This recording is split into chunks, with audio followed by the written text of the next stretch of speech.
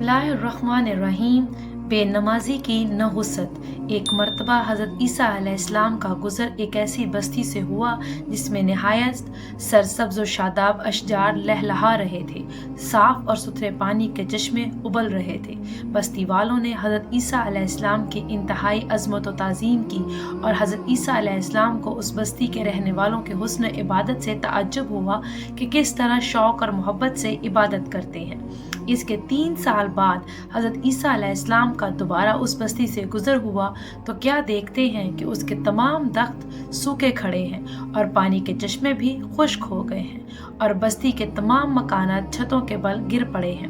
अब इस बस्ती का ये हाल देखकर हज़रत ईसा अलैहिस्सलाम को इंतहाई हैरत हुई तो अल्लाह ताला ने वही के ज़रिए उनको मत्ता किया कि ए ईसा अलैहिस्सलाम, इस बस्ती के उजड़ने की वजह यह है कि एक मर्तबा यहाँ से किसी बेनमाजी का गुज़र हुआ जिसने बस्ती के एक चश्मे से मुंह धो लिया, जिसका नतीजा ये हुआ कि बस्ती के तमाम चश्मे खुश्क हो गए, दरख्त सूख गए और मकानात वीरान व तबाह हो गए।